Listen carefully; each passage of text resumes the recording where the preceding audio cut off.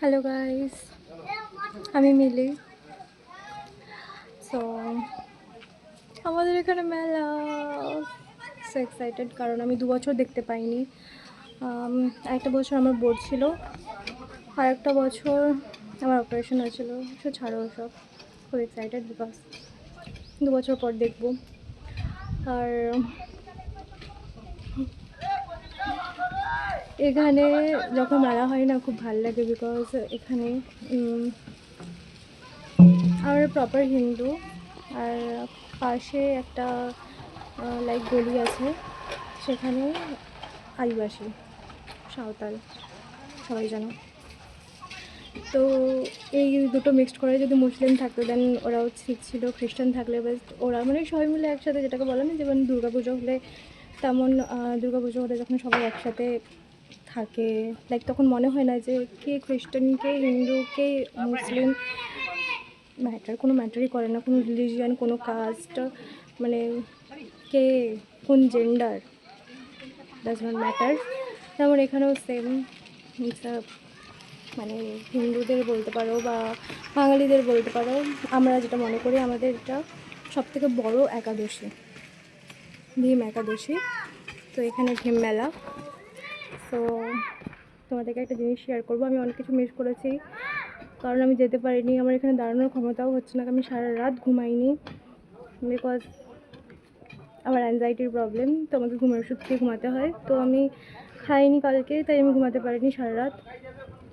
তাই তো অনেক কিছু শেয়ার করতে বাকি আছে, তোমাদেরকে দেখাবো যে দুটো কালচার মিক্সড হলে কতটা সুন্দর লাগে, কতটা তোমাদেরকে দেখাবো, শেয়ার করবো। আই হোপ তোমাদের ভালো লাগবে।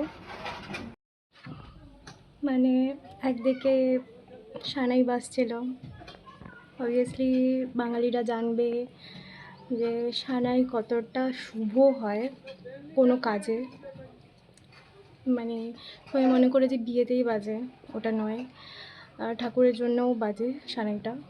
তো সানাই বাজছিল, একদিকে ঢাক বাজছিল, আর আদিবাসীদের ছিল ধামসার মাদল। আমি যখন যাই তখন শুধু ওই ধামসাই বাজাচ্ছিল, আর ওরা ওদের কালচারটা, মানে ওদের কালচারে ওদের নাচ করে করে ওদের বাজনা বাজানো ওইগুলো ছিল।